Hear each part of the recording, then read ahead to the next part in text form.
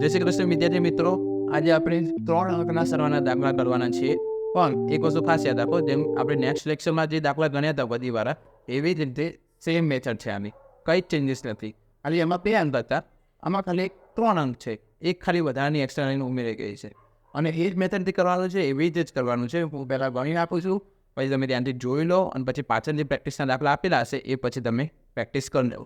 જો અહીંયા પહેલો દાખલો છે, અહીંયા ઉપર 8 છે અને 9 છે. તો સેમ એ જ મેથડથી પહેલાં 8 ગણવાના છે વેટામાં, 1 2 3 4 5 6 7 8. પછી નીચે 9 છે તો 9 ગણવાના છે, 1 2 3 4 અને પછી 5 6 7 8 ને 9. તો કેટલા થયા? તો 1 2 3 4 5 6 7 8 9 10 11 12 13 14 15 16 અને 17. તો 17 થયા છે. તો અહીંયા પહેલાં આપણને લખીને આપવાના, પેલા 17 લખીને આપવાના. મેં કહ્યું હતું કે તમે પહેલાં લખજો સ્ટાર્ટિંગમાં. તો જો પાછળ નંબર છે 7, જગ્યા આવશે નીચે. આગળ નંબર છે 1, જગ્યા આવશે આની આગળની લાઈનમાં ઉપર બધીમાં મૂકી દેવાનું 1. ઓકે, બોલશે અહીંયા 6 ની ઉપર ના મૂકી દેતા, અહીંયા જ મૂકવાનું. ચલો, આ તો થઈ ગયું. હવે આ 1 7 અને 5 વાળી લાઈન છે, આખી ગણી નાખવાની છે. તો જો પેલા 1 છે તો 1, પછી આ 7 છે તો 1 2 3 4 5 6 7. પછી આ 5 છે તો 1 2 3 4 અને 5. અહીંયાનો પેલી એક વેટો ગણવાનો છે. 1 2 3 4 5 6 7 8 9 10 11 12 અને આ 13. તો ફરીને 13 આવે છે તો જો 13 ને અહીંયા નીચે લખવાના. પાછળનો નંબર છે 3 તો 3 અહીંયા નીચે લખવાના.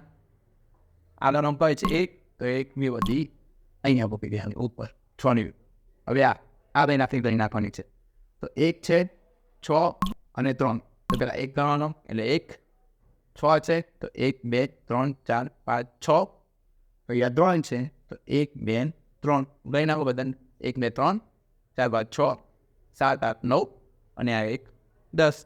તો હવે આમાં કોઈ ચેન્જીસ નથી કરવાના અને આ 10 એમના એમ લખી નાખવાના છે. મતલબ કે જે છેલ્લી લાઈન હોય છે એમાં બંને અંકો લખી નાખવાના છે. અને જો પાછળની જેટલા પણ લાઈનો હોય ને, હવે આ રીતે બે અંકોવાળા જેટલા પણ નંબર આવતા હોય ને, એને તમને આ રીતે લખવાના છે. તે પાછળનો અંક નીચે આવશે, આગળનો અંક ઉપર આવશે, એ રીતે બધી મૂકવાય છે. અને છેલ્લી લાઈનમાં કોઈ ચેન્જીસ નથી કરવાના, એમનું એમ જ કહી દેવાનું છે. ઘણા બધા વિદ્યાર્થીઓ એવી એક મિસ્ટેક કરતા હોય છે, કારણ કે અમે શીખવાડેલું હોય છે, ભણાયેલું હોય ને, એટલા માટે ખબર પડે છે કે અહીંયા એ લોકો શું કરે છે, 8 ખાલી જગ્યા દેખાય ને 8મી ઉપર, એટલા માટે આ 1 છે ને એને પર લઈને અહીંયા 8મી ઉપર મૂકી દે છે. એમને એવું જ લાગે એ વધી મૂકવાની છે ને એટલે વધી મૂકી જ દો, પણ એવું જરૂરી નથી હોતું. આગળની જે પણ સંખ્યા આવે ને એ એમની એમ જ લખવાની હોય છે, એમાં વધી મૂકવાની હોતી નથી. પણ બધા લોકોને એ ખાલી જગ્યા દેખાય ને એટલે ખબર નહીં શું થાય છે, તો ખાલી જગ્યા બસ ભરી દેવી હોય છે, એટલા માટે અહીંયા પણ વધી મૂકી દે છે. પણ આપણે એવું નથી કરવાનું. ચાલો હવે બીજો દાખલો જોઈ લઈએ, એટલે આપણને પાકું થઈ જાય. 3 અને 8. ચલો પહેલાં 3 ગણી લઈએ. 1 2 3 પછી 8 છે તો 1 2 3 4 5 6 7 અને 8. Okay, simple. 1 2 3 4 5 6 7 8 9 10 ને 11 14. 11 અહીંયા નીચે લખીને 11માં નીચે 1 છે તો આ 1 અહીંયા આવશે. પછી આ આગળવાળો 1 જ છે એને પણ અહીંયા આપણે વધીમાં મૂકી દઈશું 2ની ઉપર. ચલો હવે આ કિનારી ગણી નાખશું. તો 1 છે 2 અને 8. વેટામાં ગણો હોય તો વેટામાં ગણવાનું. પણ જો કદાચ તમને એટલી બધી પ્રેક્ટિસ થઈ ગઈ હોય તો તમે ડાયરેક્ટ પણ કહી શકતા હો ત્યાંનો સરવાળો કેટલો થશે, તો તમે ડાયરેક્ટ પણ કહી શકો. જેમ કે જો હું ડાયરેક્ટ પણ બતાવું, 8 અને 2 કેટલા થાય? તો 8 અને 2 કરીએ ને તો 9 10 એટલે 10 થઈ ગયા અને આ 1 એટલે 11 થઈ ગયા. તો ડાયરેક્ટ પણ તમે કહી શકો કે આનો સરવાળો કેટલો થશે? 11 થશે. તો જો પાછળની સંખ્યા કઈ છે? 1. તો ફરીથી 1 નીચે આવશે.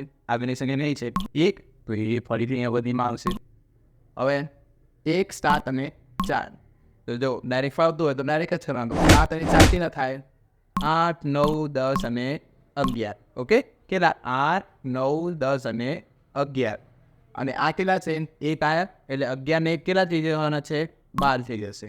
એટલે અહીંયા શું કરવાનું છે? 12 એમને એમ મૂકી દેવાના છે. આ 12 આવી ગયા, 12ની વધી મૂકવાના નથી, એની કોઈ ચેન્જીસ કરવાના નથી. ઓકે, એટલે આ 3 અંકના સરવાળાના દાખલા. આગળનો ટોપિક આપણે નેક્સ્ટ લેક્ચરમાં જોઈ લઈશું. અને આ સેમ પ્રેક્ટિસના દાખલા આપી દઈશું. પ્રેક્ટિસ કરજો, જે કીધું છે એ પ્રમાણે કરજો. સ્ટાર્ટિંગમાં જો આઈડિયા નીચે લખવાની જરૂર પડતી હોય તો ખાસ લખજો, પાછળથી ભલે ના લખો.